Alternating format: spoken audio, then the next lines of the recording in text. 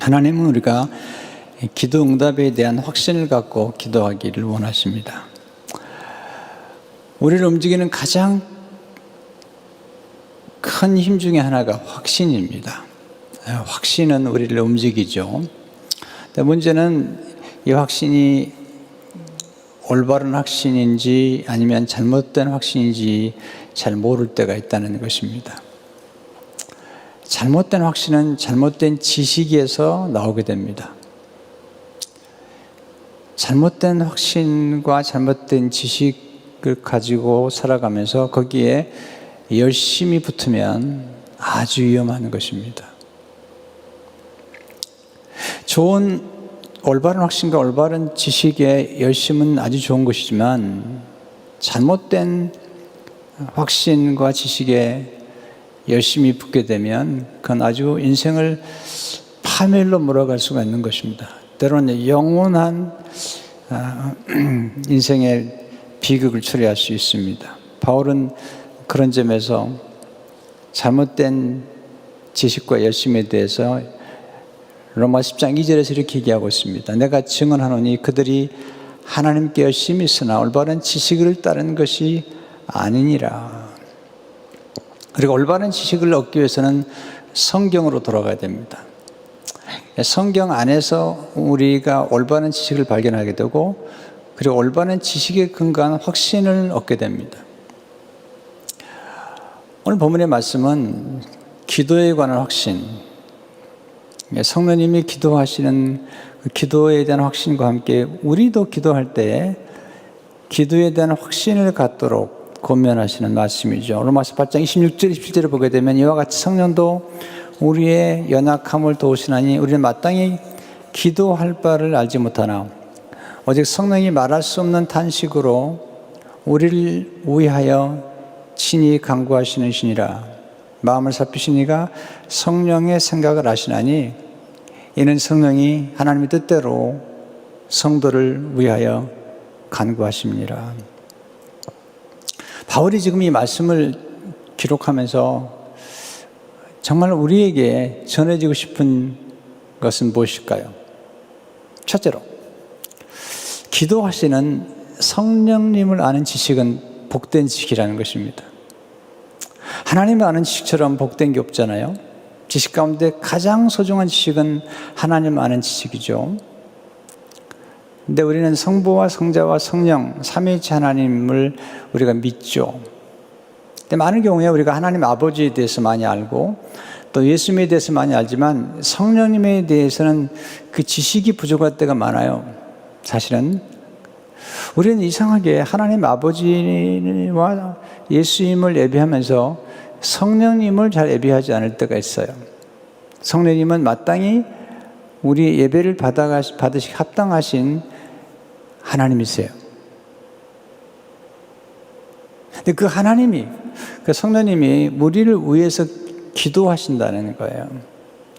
오늘 두 번이나 간구라는 말이 나오죠. 로마서 8장 16절에 보면 성령이 우리를 위하여 친히 간구하시니라. 27절에 보시면 성령이 하나님의 뜻대로 성도를 위하여 간구하십니다. 이 간구라는 단어를 쳐다보니까요, 헬라어로 중지하다는 뜻이에요. 그냥 기도라기보다도 중보기도를 의미하는 거예요. 하나님이 기도하신다는 사실, 저는 이 사실을 생각할 때마다 전율을 느껴요. 연약한 우리가 기도하는 건 다양하지만 하나님이 기도를 하신다. 또 로마서 8장에 보면 성령님이 기도하시고 예수님이 기도하신다는 사실이죠. 이것은 하나님의 원리입니다. 하나님이 이 세상을 기도를 통해서 움직이시는 것이며 이것은 하나님의 법칙이죠.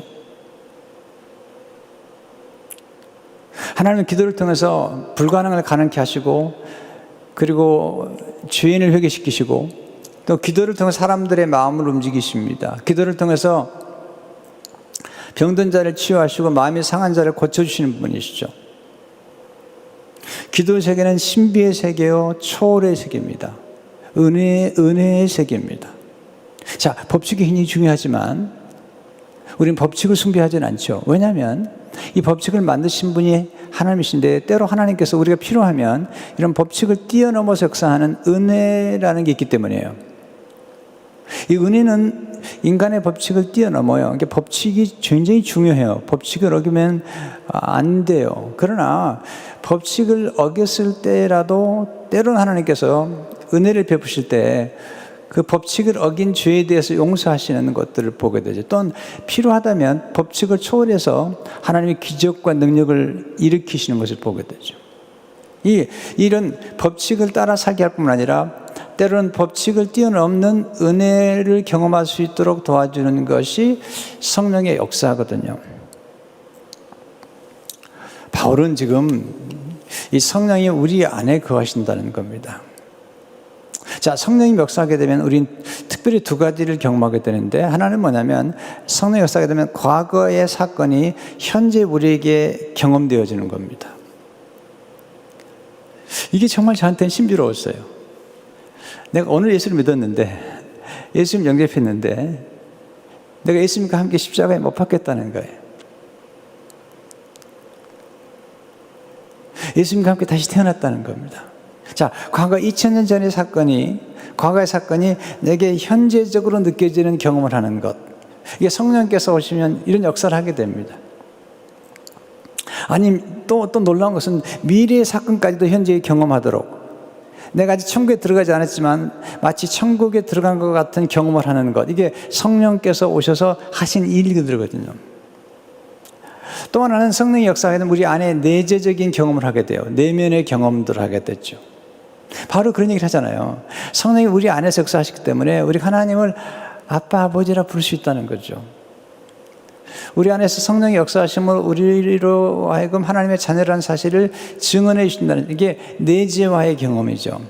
이 기독교는 이 내면의 종교예요. 어떤 의미에서 종교란 표현은 맞지 않지만 기독교는 사실은 우리의 가장 중요한 삶이고 종교 이상의 것이죠. 하나님과 우리의 관계. 그런데 하나님이 우리 안에서 역사하고 계시다는 거죠. 로마서 8장 15절 16절에서 바울은 너는 다시 무수하는 종행을 받지 않냐고 양장을 받았으므로 우리가 아빠 아버지라 부르짖느니라. 성령이 친히 우리의 영과 더불어 우리가 하나님의 자녀인 것을 증언하시나니. 자, 우리가 하나님의 자녀라는 것을 어떻게 할 수 있냐면, 우리가 하나님을 향해서 아빠 아버지라 부른다면 이미 우리 안에 성령이 거하신다는 것입니다. 여러분, 예수 안 믿는 사람들은 하나님을 아버지라 부르지 않습니다. 예수 안 믿는 사람 쓴 책에 보세요. 그냥 신적 존재, 무한한 능력 이렇게 표현할 뿐이죠. 그러나 예수 믿는 사람들 가운데서 사실은 교회 다니지만 하나님을 아버지라고 부르지 못하는 분도 꽤 많이 봤어요. 전능하신, 전능자, 창조자, 거기까지는 불러요. 대표기도까지 하는 걸 봤습니다. 아주 멋있게 대표기도를 하는 것까지 봤지만 하나님을 향해서 아바, 아버지라고, 그것도 아빠라고 하는 친근하게 하나님을 향해서 아버지라고 부르는 것은 성령의 역사가 있어야 돼요. 교회 다닌다고 다 그리스도인이 아닙니다. 성령이 그 안에 거하지 않으면, 예수님을 영접하지 않았다면 그는 교인이지만 그리스도인은 아닌 거죠. 그 성경이 말하는 거죠. 바울이 말하잖아요. 로마 8장에서 그리스도 영이 없으면 그리스도의 사람이 아니라는 거죠. 그러나 우리 예수님을 영접하고 우리가 기도할 때 우리 입에서 아버지라는, 하나님 아버지라는 이 표현이 아주 자연스럽게 나오기 시작하면 우리 안에 이미 성령의 역사가 이루어진 거라는 거죠. 자, 우리가 예수 믿으면 하나님의 우리 아버지가 되시죠. 분명한 거죠. 자, 그런데 또 하나 중요한 질문은, 우리가 하나님의 아버지로 만난 다음에 하나님의 아버지를 얼마나 인정하고 있는지, 하나님의 아버지를 얼마나 인정하고 있는지. 우리는 새 아버지를 만난 거예요. 육신의 아버지뿐만 아니라 이제는 새 아버지를 만나는 거죠. 새 아버지를 얼마나 인정하고 있느냐. 어떤 아들이 아버지가 돌아가신 다음에 어머니가 새 아버지를 맞이했어요. 새 아버지가 들어온 거지, 집에. 새 아버지가 더불어 살아가는 거예요. 그런데 이 아들이 새 아버지를 인정하지 않는 겁니다. 새 아버지는 굉장히 좋은 아버지예요. 인격자예요, 인격자. 그리고 정말 능력 있고 부유한 분이에요. 그런데 인정하지 않는 거예요. 여러분 아시죠? 인격자들은 강요하지 않습니다. 기다립니다. 어느 날 이 아들이 정말로 어려운 문제를 직면하게 됐어요. 자기 힘으로 도저히 해결할 수 없는 거예요. 그때 새아버지 찾아갑니다. 아버지 도와달라고. 아버지란 표현을 쓰고 아버지를 인정합니다. 그때 아버지가 그 아들이 직면한 문제를 다 해결해 줍니다. 너무 기뻐하는 것입니다. 우리가 예수 믿고 나서도 하나님 아버지께 우리가 하나님 아버지 인정해드리고 하나님 아버지 찾아가고 하나님 아빠 아버지라 부르는 것은 하나님께 기도하는 거잖아요. 그리고 그렇게 역사하도록 성령께서 우리 안에 역사하는 거예요. 또 하나는 우리 안에 거하신 성령님을 얼마나 인식하는지, 내가 성령이 내 안에 역사하다는 사실을 알고 그리고 인정하고 예배하고 찬양하는지, 성령에 대해서 말이죠. 자, 모든 것은 인식에 의해서 결정이 됩니다. 내가 가지고 있는 것, 어떤 분들은 본인이 가지고 있는 걸 참 몰라요. 성령이 역사하기 전까지는 본인이 가지고 있는 것, 하나님 주신 것들에 대해서 잘 깨닫지 못해요. 결혼생활 하면서도 서로 남편과 아내가 얼마나 소중한가를 몰라요. 그러다가 예수님 안에서 은혜를 받기 시작하면 새로운 눈이 열리게 돼요. 아, 내게 주신 아내가, 내게 주신 자녀들이 이렇게 부족한 것도 있었지만 이제 보니까 정말 귀하다고 하는 사실들을 경험하게 돼요. 성령을 받게 되면 자꾸 좋은 게 보여요. 아니, 좋아 보여요. 이게 하나님의 역사거든요. 놀라운 사실은 성령님께서 우리를 위해서 기도하실 뿐만 아니라 우리를 위해서, 우리를 대신해서 중보 기도를 하실 뿐만 아니라 성령이 우리 안에서 기도하게 하시는 거예요. 우리 안에 간구의 영, 심령을 주셔서 우리가 기도하게 하는 것입니다. 여러분, 마귀는 절대로 기도할 마음을 주지 않습니다. 절대로 기도할 마음을 주지 않습니다. 마귀는 성경을 읽을 마음을 절대로 주지 않습니다. 만약 우리 마음속에 성경을 읽고 싶고 성경을 암송하고 싶고 묵상하고 싶고 또 하나님 말씀을 따라 기도하고 싶다면, 하나님 앞에서 무릎 꿇고 기도하고 싶다면 갑자기 마음이 외로워지고 때로 쓸쓸해지면서 기도해야지, 상한 심령이 돼서, 약한 심령이 돼서 하나님 앞에 기도해야 되겠다라는 생각이 든다면 그게 성령의 감동으로 역사하는 거예요. 성령의 감동이 우리 안에서 지금 역사하고 있는 것입니다. 이게 얼마나 좋은지 몰라요. 그래서 스가랴 12장 10절을 보게 되면 내가 다윗의 집과 예루살렘 주민에게 은총과 간구하는 심령을 부어주느니, 기도하는 심령을 부어준다는 거예요. 여러분, 아무나 기도하는 것 같지만 아무나 기도하지 못합니다. 여러분, 기도를 아는 것, 기도한다는 것은 굉장히 중요한 거고 축복인 것이죠. 근데 이 역사 속에는 하나님의 성령의 감동과 감화가 있기 때문에 이게 가능한 겁니다.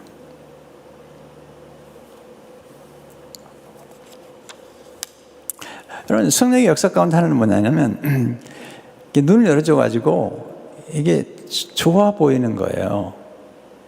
이게 뭔가 좋아 보이면 그 좋아 보이는 것 때문에 우리 인생이 바뀌어버립니다.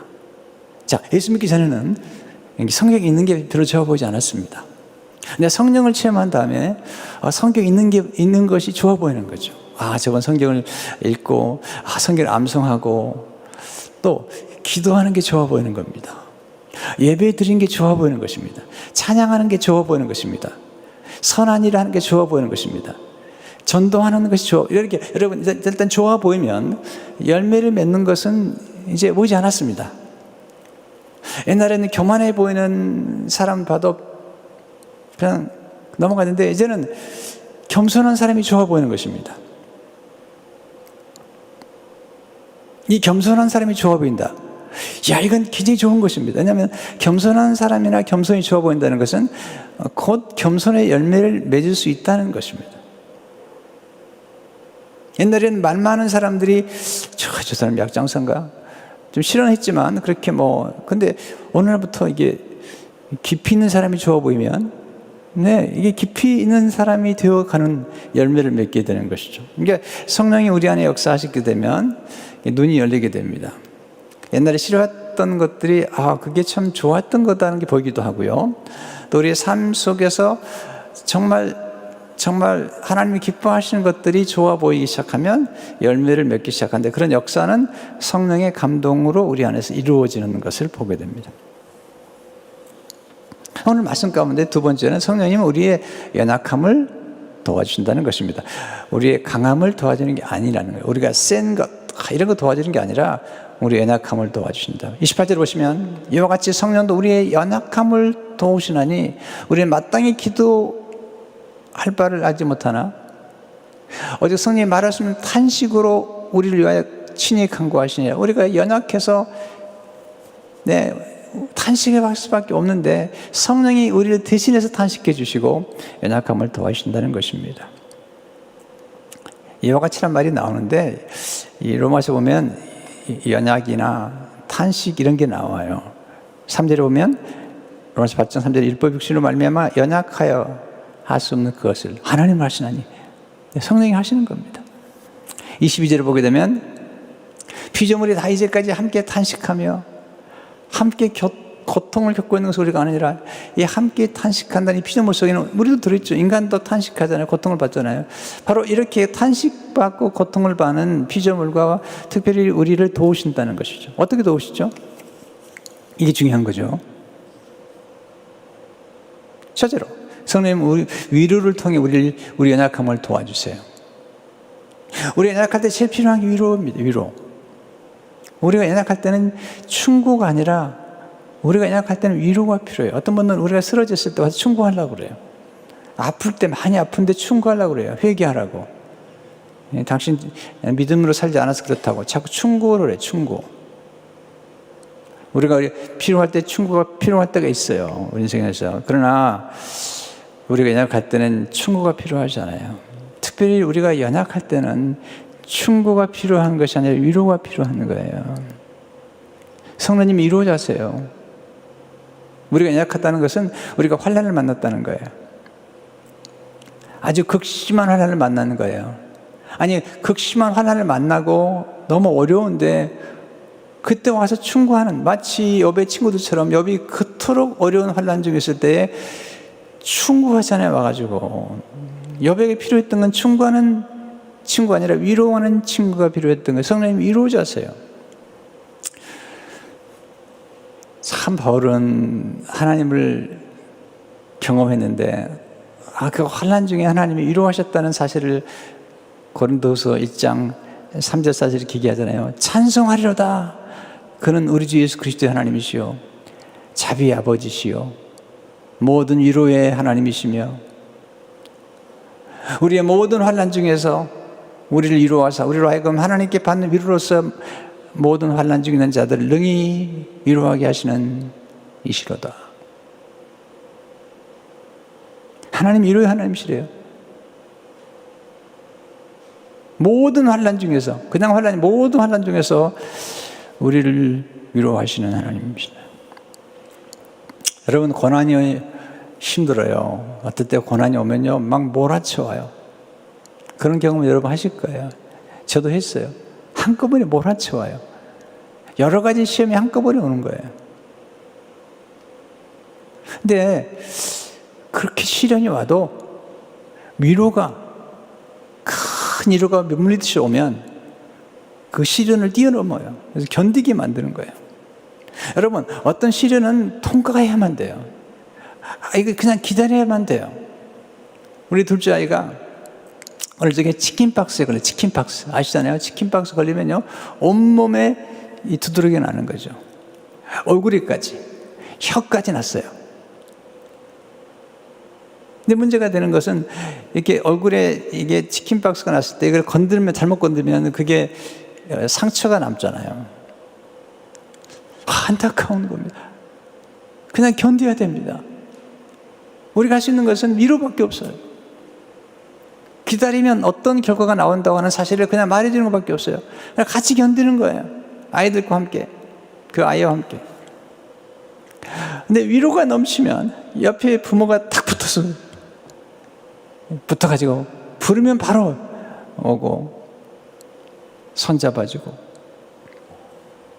바로 이런 얘기를 해요. 고린도서 1장 6절에 보니까 위로가 너희 속에 역사하여 우리가 받는 것 같은 고난을 너희도 견디게 하느니라. 여러분 고난 힘들지만 위로가 오면요 위로가 우리 속에 역사를 해요. 이렇게 그래가지고 고난을 견디게 만들어줘요. 고난을 극복하도록 만들어줘요. 고린도서 7장 4절을 보게 되면 내가 우리의 모든 환난 가운데 위로가 가득하고 기쁨이 넘치는도다. 와, 여러분, 환난이 굉장히 큰데 환난보다 더 넘치는 위로가 있고요, 환난 중에도 넘치는 기쁨 때문에 이 환난을 그냥 이겨버리는 거죠. 이게 그리스도인들의 신비로운 은혜고 성령의 역사가 나타나면 그런 일들이 벌어지는 것입니다. 성령이 오시게 되면 우리를 하여금 하나님을 바라보게 만들어요. 사탄은 고통을 만나면 땅을 보게 만들고 문제를 보게 만들어요. 조비 목사님이 쓰신 위로라는 그 책에 보면 위로를 이렇게 정의했어요. 위로란 하나님을 바라보는 힘이다. 너무 좋은 거예요. 네, 위로란 위를 바라보게 하는 힘이다. 우리에게 이러고 오면은 하나님을 바라보게 만들죠. 위를 바라보게 만들죠. 그렇게 함으로써 우리 삶 속에 변화가 나타나고 하나님 악망하는 중에 힘을 얻게 돼서 고난을 견디고 극복해버리는 거죠. 나중에는요. 두 번째, 성령님은 고난의 의미를 깨닫게 하심으로 우리의 연약함을 도와주시는 것입니다. 고난은 다양한 문제를 찾아오죠. 질병으로, 파산으로, 상실로, 갈등으로, 이혼으로, 오해로, 비난으로, 가난으로. 근데 고난의 때에 고난이 힘든 게 아니라 고난의 의미를 모르겠는 거예요. 근데 성령이 오셔가지고 고난의 의미를 깨닫게 해주시는 거예요. 어떻게? 십자가를 통해서. 어떻게? 하나님께서 쓰신 인물들 속에 그들이 경험했던 고난을 통해서 고난이 나쁜 것만은 아니라는 사실을 보여주는 거예요. 아까도 말씀 성령이 오시게 되면 고난도 좋게 보이는 거예요. 아니, 지나간 과거의 상처와 버림받음과 그리고 상실이 하나님의 섭리 안에서 좋게 보이는 거예요. 이게 정말 중요하거든요. 우리 인생에서 이게 고난의 의미나 또 고난 속에 담겨진 어떤 축복을 볼 수 있다는 것은 정말 좋은 거거든요. 저는 예수 믿기 전에는 참 가난이 싫었거든요. 또 참 어떻게 보면 불행한 가정에 성장했는데, 역기능적인 성장했는데 그게 좀 많이 힘들었어요. 근데 예수 믿고 성령을 체험한 다음에 내가 경험한 것은 그래도 그 가난이라는 게 나로 하여금 참 열심히 살게 만들었구나, 하나님 의지하게 만들었구나, 또 하나 역기능적인 과정에서 태어나고 성장하는 까닭에 어려운 가정들이나 역기능적인 삶 속에 살아가는 가정들이나 또는 싱글맘이나 또 이혼하고 또 재혼하고 이런 가정들에 대해서 너무나 제가 잘 이해할 수가 있는 거예요. 너무나 잘 품을 수가 있는 거예요. 왜? 내 인생의 경험들이 나를 오히려 복되게 한 거거든요. 좋게, 인생의 시련과 역경이라는 것이 꼭 나쁜 것만 아니라는 사실을 눈뜨게 만들어주신 분이 하나님이세요. 이게 누가 하시는 거예요? 성령께서 눈을 열어줘가지고 사람들이 싫어한 것까지라도, 심지어는 불행이라고 말하는 것까지도 그 불행 속에 담겨진 하나님의 축복을 보게 해주시는 거예요. 오해하지 마세요. 제가 고난의 찬론자도 아니고 고난을 좋아하는 사람도 아닙니다만은, 그러나 고난에서 의미를 발견하면 견딜 수가 있는 거거든요. 제가 예수 믿고 나서 성령님을 통해서 받은 깨달음이 그런 거예요. 고통에는 뜻이 있다는 거예요. 고난의 의미가 있다는 것입니다. 하나님이 고난을 선용하신다는 거예요. 어떻게 선용하신지는 제가 다음 주에 말씀드리겠어요. 그러나 다음 주까지 가기 전에 여러분 스스로 생각하실 때, 이런 성령을 자꾸 사모해야 돼요. 성령을 초청해야 돼요. 성령님 의지해야 돼요. 그러면 성령께서 하나님의 깊은 것이라도 통달하시는 성령님께서 오시게 되면 우리가 보지 못하는 고난 속에 담긴 뜻과 의미와 그리고 하나님의 깊으신 손길, 그 손길을 하게 하시는 거죠. 세 번째, 성령님 우리의 연약함을 선용케 하심으로 우리를 도와주세요. 연약함을 야 이게 불행하다, 내가 연약하니까 불행하다 아니라 우리 연약함을 선용케 하세요. 자, 성령을 받으면 탁월해지는 게 뭔지 아십니까? 적용이 탁월해져요. 적용이. 성령을 받게 되면 감동을 받고요. 감동을 받은 다음에 적용을 잘하게 돼요. 또 해석을 긍정적으로 하게 돼요. 그리고 우리 인생의 상처나 고난과 연약함들을 이렇게 잘 선용할 수 있는 능력이 생기게 돼요. 여러분, 뭐든지 하나님의 손에 올라가면 바뀌는 거죠. 오병이요? 왜 약한 거잖아요. 버릇도 다시 먹고 있던. 그런데 하나님의 손에 올라가면 달라진 것처럼 우리의 연약함도 하나님의 손에 올려드리면 그걸 선용하시는 거죠. 어떻게? 첫째로, 연약함은 사랑을 끌어오는 신비로운 힘으로 역사하죠. 여러분, 강하면 공격을 받게 됩니다. 세잖아요? 그러면 싫어해요, 사람들이요. 세? 그래. 세거나 싫다. 여러분, 사람이 사랑하면 약해져 버립니다. 사랑하면 집니다. 여러분, 아내를 사랑해 보세요. 다 집니다. 자녀를 사랑해 보세요. 이기지 않습니다. 사랑은 놀라운 힘을 가지고 있는데 스스로가 연약해져 버립니다. 아니, 연약함이 사랑을 끌어오는 것입니다.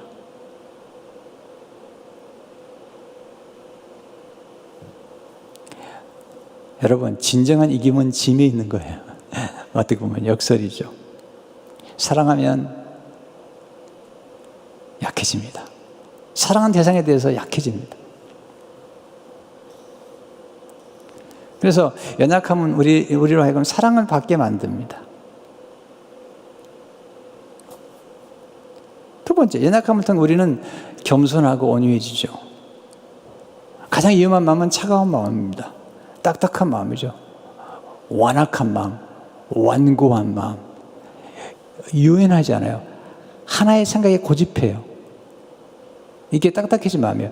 이게 전체를 보고 유연하게 보고 다양한 각도로 볼 수 있어야지 이런 사람이 탁월한 사람이라는 거예요. 다양한 각도, 다양한 시각, 이렇게 내가 좋아하지 않은 생각도 다시 한번 생각해 보는 것. 이게 이제 성령을 받게 되면 이런 총명함과 명철은 다른 게 아니라 이렇게 다양함을 볼 수 있는 거예요. 본질을 놓치지 않고 하나님의 원리를 버리지 않으면서도 다양한 시각에서 볼 수 있는 안목이 생기는 거죠. 이게 겸손한 마음이죠. 온유한 마음이죠. 사랑의 특성이 여기 있잖아요. 그런서 13장 4절을 보게 되면 사랑은 오래 참고 사랑은 온유하며 시기하지 아니하며 사랑은 자랑하지 아니하며 교만하지 아니하며 온유하잖아요. 또 교만하지 아니하며. 여러분, 강하면 부러집니다. 약하고 부드러운 것이 유연하고 오래 갑니다. 곡선이 좋은 겁니다. 너무 각이 지면 안 됩니다. 인생이라는 것은 곤고해집니다. 강한 사람 곁에 사람이 오래 붙어 있을 것 같지만 그렇지 않습니다. 잠시 힘이 있으니까 붙어 있는 거지만 그러나 그 강함 속에는 무서운 파괴력이 있기 때문에 오래 가지 않습니다. 그러나 온유하고 따뜻한 것은 살립니다. 생명이 흘러갑니다. 딱딱한 것은 생명이 흘러가지 않아요. 생수의 강, 이것은 흘러가는 거예요. 하나님의 성령의 생수는 흘러가는 것입니다. 흘러가는 게 좋은 것입니다. 성령의 생수는 흘러가는 것입니다. 딱딱하면 생명이 흘러가지 않습니다. 열매를 맺을 수가 없습니다.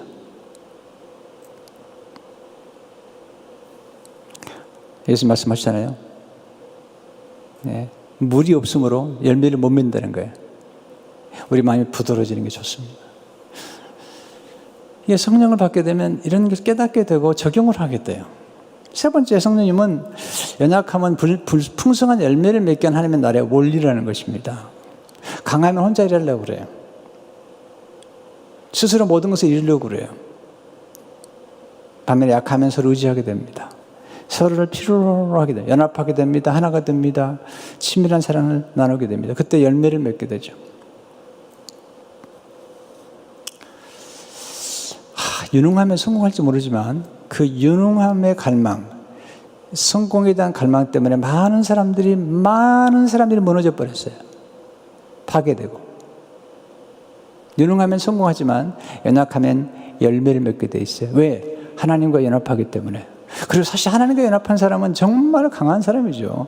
하나님이 함께 하시는데, 연약해 보이지만 하나님이 함께 하시는데, 그래서 주님이 요한복음 15장 5절에서 나는 포도나무여 너희는 가지라 그가 내 안에 내가 그 안에 거하면 사람이 열매를 많이 맺나니 나를 떠나서는 너희가 아무것도 할 수 없습니다. 그리스도와 함께 연합하는 것, 큰 축복이 것입니다. 자꾸 내가 모든 걸 해야 된다는 생각을 버려야 됩니다. 달라스 윌라드가 하나님의 모략이라는 책에서 진정한 영적 능력은 아무것도 하지 않는 것이다. 그럼 무슨 의미가요? 오직 하나님을 의지하는 것이다.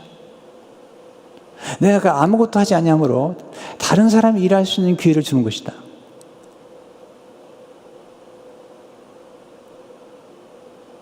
이야, 놀라운 얘기죠. 근데 수동태가 됨으로써 더 많은 일이 이루어지는 거예요. 여러분, 우리가 많은 경우에 우리가 한 일들을 실수해서 더 많은 문제를 일으키죠. 우리가 이 일을 좋게 함으로 문제가 더 생기는 것이 아니라 우리가 너무 많이 간섭하고 많이 일함으로써 더 많은 문제가 생기는 거거든요. 이게 유혹이죠. 이것도 하라고. 저는 이제 와서 제가 예수 믿고 이제 목회자 된 다음에 이 교회가 좀 성장하니까 많은 분들이 와가지고 감투를 쓰라고 그래요. 근데 거의 다 사양합니다. 왜?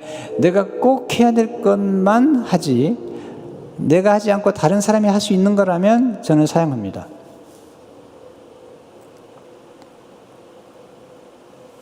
제게 맡겨진 이 목양은 제게 주어진 기한 안에서, 제게 주어진 이 구역 안에서 제가 사명을 다할 것입니다. 그러나 그 기한이 끝나면 다른 분이 해야죠. 마치 모세에게 하나님께서 말씀하시죠. 거기까지다. 거기까지다. 네, 그 거기까지다라고 할 때 거기까지 최선을 다하는 것입니다.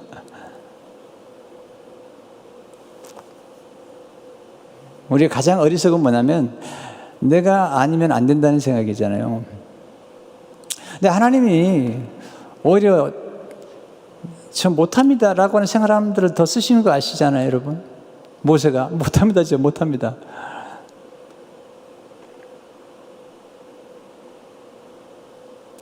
여러분, 수동태가 돼야 됩니다. 왜 연약함이 중요하냐면요, 왜 십자가가 중요하냐면요, 그 연약하고 아무것도 할 수 없을 그때에 성령이 임하신 거예요.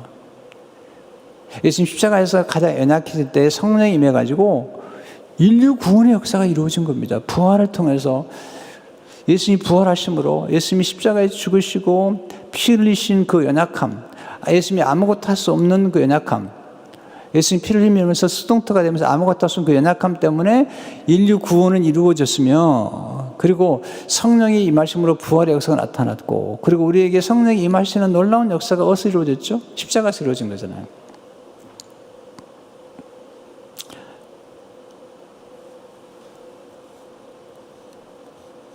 여러분, 연약함 위에 그리스도의 능력이 임합니다. 이게 중요한 겁니다. 유기힘을 자꾸 빼야 돼요. 네, 힘이 들어가면 안 돼요. 기도란 힘을 빼는 겁니다. 유기힘을 빼는 겁니다. 금식도 마찬가지입니다. 유기힘을 빼고 성령의 능력을 힘입는 것입니다. 여러분, 아브라함이 이렇게 나이가 젊었을 때 그래도 하갈하고 같이 또 사라하고 같이 해가지고 유기의 힘으로 이스마엘을 만들어냈습니다. 하나님의 작품이 아니에요. 그런데 아브라함이 힘이 다 빠졌어요. 99세가 됐을 때. 그때 성령이 역사하셔서 이삭을 낳게 됩니다.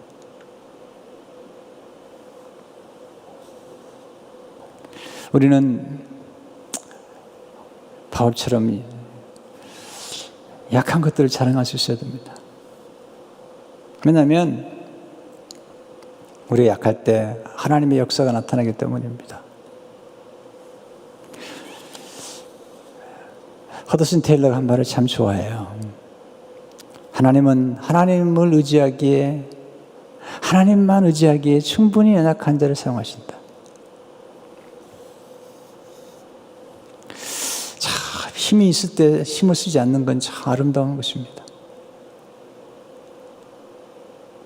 어렵죠.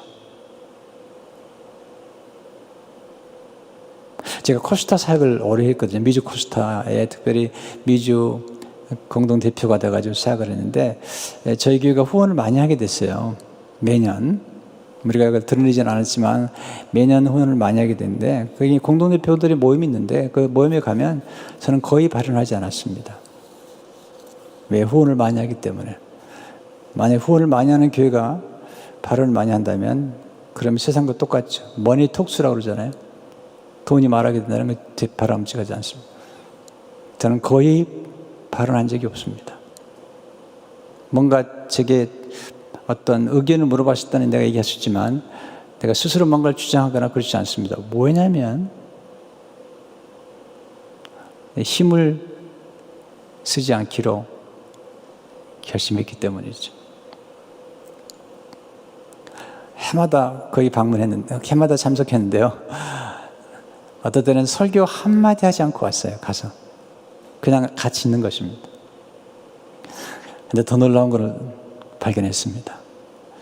케냐에서 오신 선교사 한 분이 강사로 왔다가 제가 설교 하나 하지 않고 세미나 하나 하지 않고 처음부터 끝까지 앉아있는 그 모습을 보고 저 그러더라고요. 목사님 은혜 많이 받았습니다.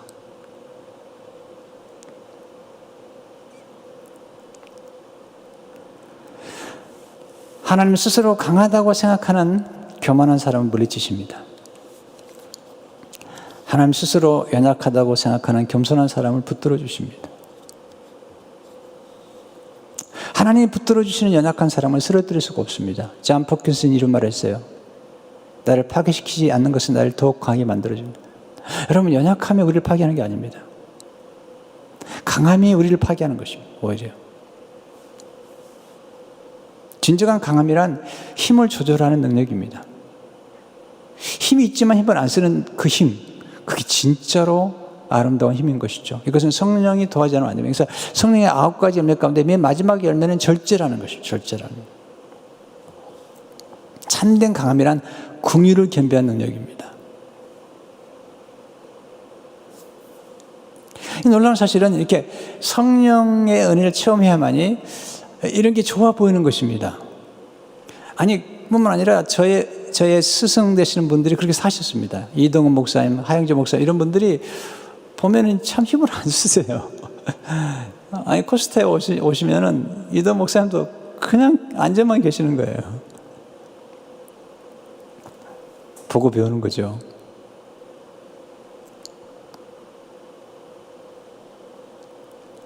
참된 강함이란 육의 힘을 빼고 성령의 능력을 따라 살아가는 것입니다. 성령님은 하나님의 뜻대로 우리를 위해 중보해 주십니다. 27절을 보시면 마음을 살피시는 이가 성령의 생각을 하시는 이는 성령이 하나님의 뜻대로 성도를 위해 간구하십니다. 하나님의 뜻대로 간구한다는 뜻이 뭘까요? 이것은 뭐냐면 우리가 원하는 것보다도 우리가 필요한 것, 하나님이 원하시고 하나님이 우리의 삶 속에 필요한 것들을 우리에게 주신다는 거예요. 빌리그리 목사님 사모님이 그렇게 쓰셨더라고요. 내가 원하는 남편을 만났더라면 나는 5번도 넘게 이혼했을 것이다. 그러나 나는 하나님이 원하는 사람 만났기 때문에 풍성한 열매를 맺게 되었다는 것입니다. 여러분, 결혼이든 뭐든지 간에 내가 원하는 것보다 내가 필요한 것, 하나님이 원하시는 것, 하나님의 뜻을 따라 살아가는 게 중요한데, 그렇게 되려면 우리 마음이 새롭게 돼야 돼요. 그래서 로마 12장 2절에 보게 되면 바울이 이렇게 얘기하잖아요. 넌 이 세대를 본받지 말고 오직 마음을 새롭게 함으로 변화를 받아 하나님의 선하시고 기뻐하시고 온전하신 뜻이 무엇인지 분별하도록 하라는 거예요. 요즘 젊은 사람들 보면요, 이렇게 결혼 상대도 그냥 자기가 호감이 좋은 사람, 뭐 느낌이 좋은 사람, 뭐 이렇게 뭐 잘생기고 이렇게 키도 뭐 어떻고 이게 다 뭐냐면 이 세상의 관점으로 보는 거잖아요. 근데 결혼을 그렇게 하면 행복하느냐? 여러분, 그렇게 한 결혼들이 이렇게 50%가 다 이혼하는 겁니까? 그래서 그렇게 하는 거예요. 그러나 만약에 하나님의 뜻, 하나님 원하신 대로 결혼한다면 그렇지 않을 것 같아요. 저한테 물어본 분들이 있어요. 가끔 신학생들이나 청년들이 물어봐요. 목사님은 사모님을 사랑해서 결혼했습니까? 아니면 목회자의 사모로서 필요해서 결혼한 겁니까? 저는요, 둘 다 맞다고 생각해요. 저는 제 아내를 선택하기 위해서 고등학교 때부터 기도했어요. 저를 기도주 목사님 기도하라고 그래가지고. 좀 웃기잖아요? 고등학생인데 무릎 꿇고 하나님, 저 앞으로 좋은 사람 만나게 해주십시오. 이렇게 기도하는데, 왜냐하면 저는 사모감을 찾았어요. 사모감. 목회자로서의 나와 함께 동역하면서 하나님의 뜻을 이룰 사람을 찾았지. 네. 물론 그러면서도 제가 사랑할 수 있는 사람을 찾았지만, 제 주위에 있는 친구들 가운데도 친구들은 신학생에도 불구하고 죄송합니다, 세상적인 안목을 가지고 결혼했던 분들이 있어요. 실패했어요. 뭐든지 맞아요. 결혼뿐만 얘기하는 게 아닙니다. 뭐든지 마찬가지. 우리 삶 가운데 내가 원하는 것보다는 하나님이 기뻐하시는 것, 하나님이 원하시는 것, 이걸 선택할 때 우리 삶 속에 후회가 없어요. 하나님의 뜻을 이루는 거예요.